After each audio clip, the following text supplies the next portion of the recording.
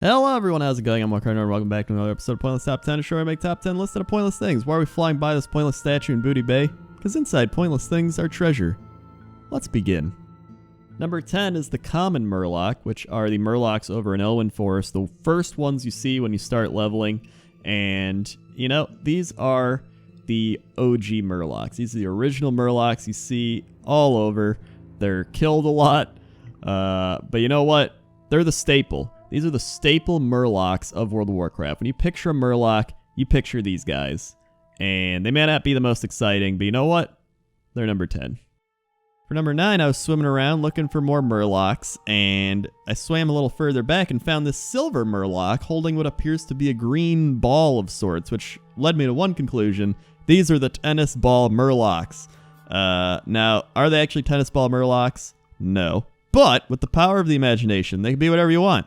You know, you could imagine that this is actually a show that isn't pointless and worth watching. No, that didn't work. Number 8 are the Greengill Murlocs on the Isle of Quel'Danas, and they are controlled by the Naga there, and they're slaves to the Naga. So there's a quest where you go there and you throw these orbs at them, and it breaks their mind control, and then they go and attack their Naga masters, and it's pretty great. So I put them at number 8.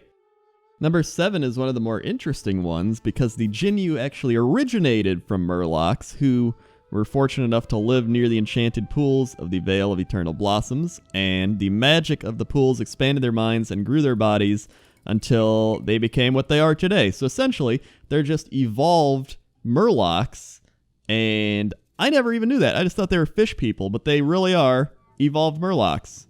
The more you know. Da-da-da.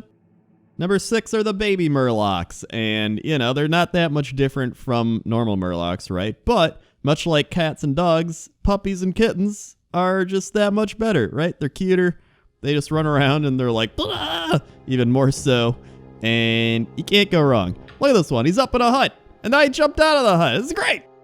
Number 5 are the Gorloks, which are in Sholazar Basin, and they are another evolved form of Murloc, much like the Jinyu.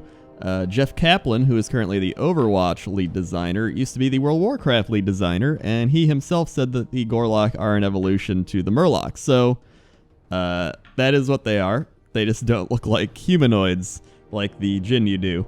But I like the Gorloks. They're one of my favorite races in the game, actually, and I made a video on them way back in the day. So yeah, I'll put them at number 5. Number 4 are the Murlocs over in the Howling Fjord on the western side, and they made us look like normal Murlocs as well until they start getting mind control, warp transformed into crazy Murlocs by the cultists over there. And look at that. They actually transform into the tennis ball Murlocs, but they don't have a tennis ball, making them inferior. But you know what? It's still a cool process, which is why I made it number 3. Number 3 are the Deep Sea and Blind Light Murlocs over in Vazgir, and these are a cool different type of Murloc because they resemble the anglerfish, that fish with the little like blobble in front of his head. I don't even know what it's called, I just call it the blobble because it seems pretty accurate to what it is. But they're really cool, they're different colors, they got different color blobbles on them. They help light the path, even though I think they can see in the path anyway because their eyes are really glowing bright. So I don't know why they need it per se, but they look cool and they're different from a lot of the other Murlocs. So you know what? Give them number 3. I also spent way too long reading about anglerfish on Wikipedia. Number 2 is one of the most notorious Murlocs in all of Azeroth. It is Cookie, who has since the Cataclysm been promoted to Captain Cookie and is the final optional boss in the Dead Mines and just throws food at you from a cauldron pot. And they also throw Baby Merlocks that dance around, and it just makes the fight one of the best fights easily in the game. But you might be like, well, what's the number 1 Murloc then? Well, you're about to find out.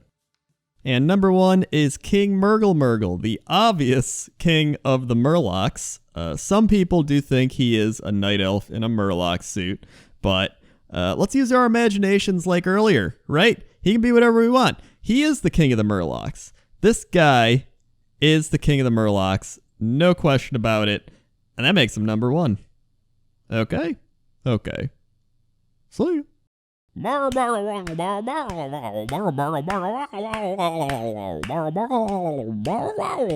And that's my Murloc song.